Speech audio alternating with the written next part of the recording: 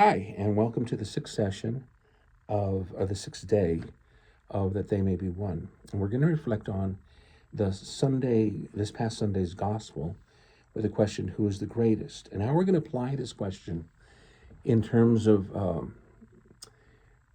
the temptation to be drawn to power, prestige, all of the things that these are the apostles. They've been around Jesus, and they're arguing about who is the greatest. Well, this came from the ninth chapter of the Gospel of Mark. In Matthew, it's Mrs. Zebedee, that's Zebedee's wife, John and James' mom, tries to get a little pushy and says, ask him. It doesn't hurt to ask, kind of thing. And who's going to be his right and his left hand. And it's influence and prestige and power. And they didn't get it. They have no idea what it means. Okay, there's a misunderstanding. And so that was from Matthew chapter 20. If you look at that, 20, and it's 20 through 28. And then in Luke, this whole question occurs right at the beginning of the Last Supper. So it might have been in between the different stages of the Seder meal, the different meals, the different prayers. It might have occurred somewhere in there. And you think, God, the Last Supper, and they're still arguing about who's greatest? And so one of the wonderful things is we take all of these Gospels and we look at it as in one garment. Then we look at the Gospel of John.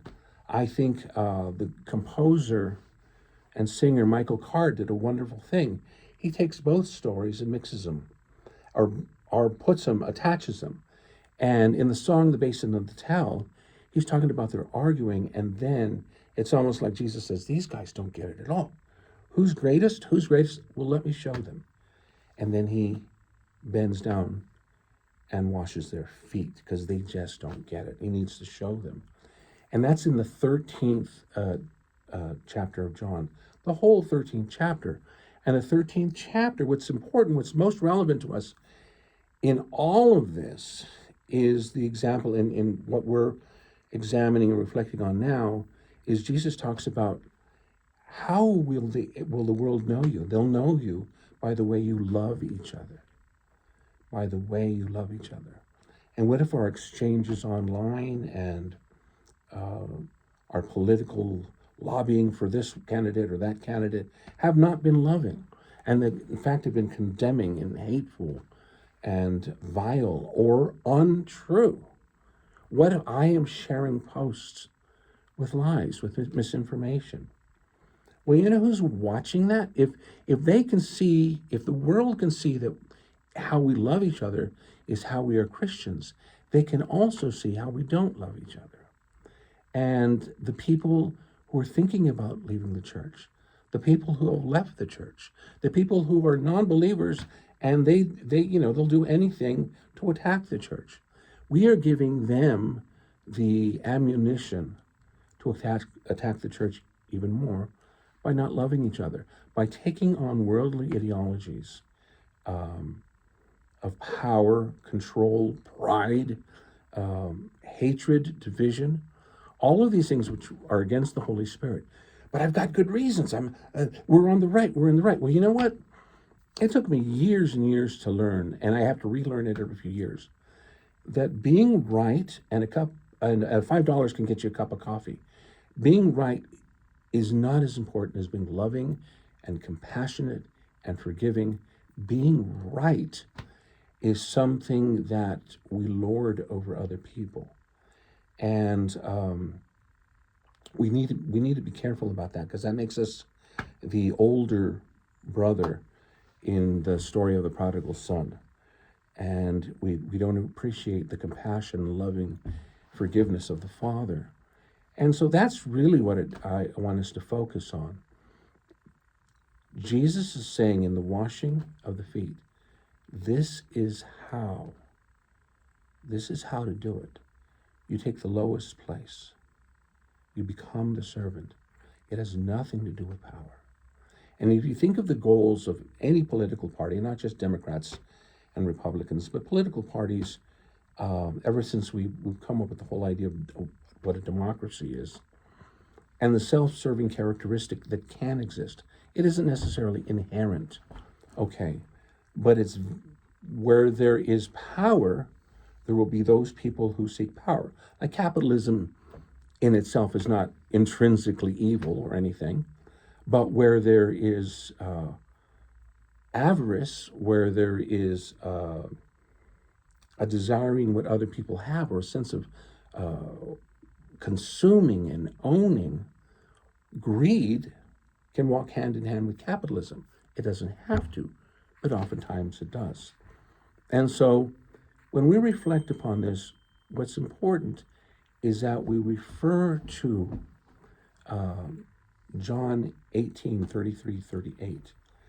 And this is where the conversation with Pilate takes place about your kingdom and my kingdom not of this world. John 18:33-38. Reflect upon that. Jesus is saying very clearly his kingdom is not of this world, okay? At other times, it says his kingdom is breaking through, okay, at this moment.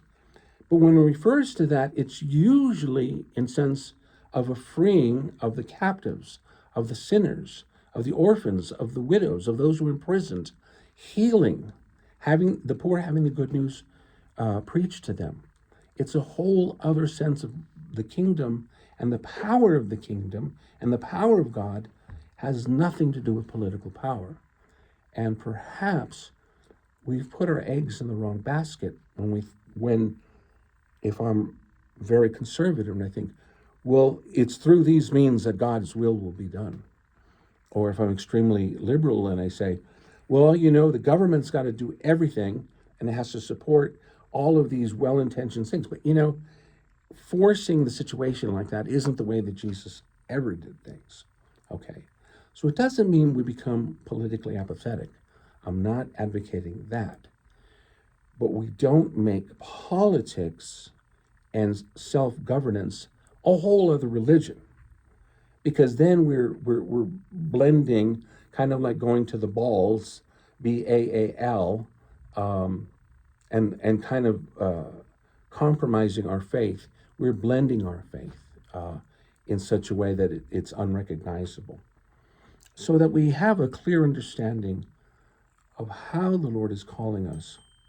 We have to be sensitive to all of these things operating at the same time. And which ones am I worshiping? Which ones am I really giving my heart to? Okay. And that's really important, because what happens is, if I reflect on love your enemy and pray for those who persecute you, what if I've made you my enemy because you think differently from me? You're not really my enemy, but I've made you my enemy. And then if I think of those who persecute me, those who hate me, praying for them, well, am I praying for them that they change their mind, okay, and that they vote for who I want them to vote for? Am I doing it in a manipulative way? Also, what if we added one more? Pray for those to whom I newly hate, and I hate them because they are different from me, because I am right and they are wrong, and I hate them, and my righteousness demands that I hate them because they are different from me. Pray for them. Well, there's a lot to repent of if I'm justifying my hatred. And those, again, are the kind of questions we need to ask ourselves. It doesn't mean we compromise our sense of morality. It doesn't mean we take on a lukewarmness as we try to discern what is right and wrong. Okay, that's not what I'm asking. I'm asking that each of us becomes aware of where I already am lukewarm, because my sense of right and wrong is coming from a lukewarm perspective. It's coming up from a perspective of faith, which is not rooted in love. It's rooted in rigidity and rightness and self-righteousness and fundamentalism. Essentially, that's what it comes down to. So let's pray about that, and we'll see where we go tomorrow, and we'll revisit the subject of abortion and variations on perspectives, and how can we can arrive at an understanding of the seriousness of it, but the fact that we don't share the same premise, and that creates a problem. In the name of the Father, and the Son, and the Holy Spirit. Amen.